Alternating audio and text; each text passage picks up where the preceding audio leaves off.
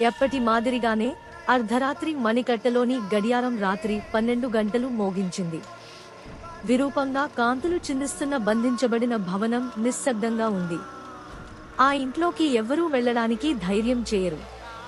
పాతకాలపు ఆ ఇంట్లో 20 ఏళ్ల క్రితం జరిగిన హత్యలు ఇప్పటికీ అక్కడి గాలిలో తచ్చడి కలిగించాయి. అయితే రవి అనే యువకుడు ఆ భవనాన్ని తెలుసుకోవాలని నిర్ణయించుకున్నాడు.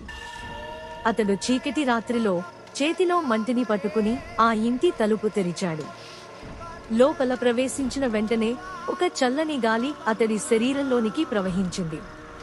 ప్రతి మూలలోనూ మూగానేది, ప్రతి మూలుగులోనూ రక్తం గడ్డకట్టేటువంటి భయం ఉంది. అతడు పై అంతస్తుకు పైకి వెళ్లాడు. ఒక మూలన ఓ గది తలుపు కాస్త తెరచి ఉంది.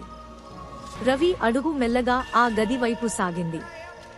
గది లోపలికి చూసినప్పుడు అతని ముందు ఒక అద్దం కనిపించింది.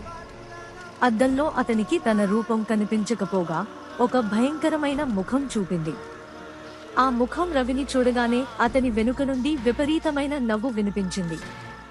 రవి ఒక్కసారిగా తిరిగి చూశాడు, కానీ ఎవరూ కనిపించలేదు. అప్పటికే గది తలుపు గట్టిగా మూసుకుపోయింది. రవి గుండె వేగంగా కొట్టుకోవడం మొదలైంది. తలుపు మూసుకుపోయిన తర్వాత గది క్షణక్షణం చీకటిగా మారింది. అతడు బయటకు పోవడానికి ప్రయత్నించినా తలుపు తెరచలేకపోయాడు. అతని కాళ్లు నరాలు బిగుస్తున్నట్లుగా, శరీరం వణుకుతూ ఆయాసంగా అనిపించసాగింది. అప్పుడే గదిలోంచి మళ్లీ ఆ నవ్వు వినిపించింది. రవి తిప్పి చూశాడు. అద్దంలో కనిపించిన ఆ భయంకరమైన ముఖం ఇప్పుడైతే అద్దం నుండి బయటకు వచ్చి నెమ్మదిగా అతడిని దగ్గరగా వస్తోంది.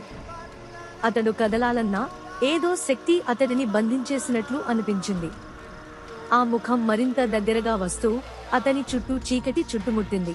ఇదంతా నిజమేనా లేదా కలయా అని రవి గందరగోళంలో ఉన్న సమయంలో ముఖం కిందికి వంగి అతని చెవిలో మృదువుగా, నీ జీవితానికి ఇది ఆఖరి రోజు అని చెప్పింది. ఆ మాటలతో రవి భయంతో గట్టిగా కేక వేశాడు. క్షణంలోనే చీకటిలో అతడు మునిగిపోయాడు. అతడు తర్వాత ఏమైపోయాడో ఎవరూ తెలీదు. కాని ఆ ఇంటి పక్క నుండి వెళ్లేవారు ఇప్పటికీ ఆ నవ్వు గట్టిగా వినిపిస్తుందని చెబుతారు.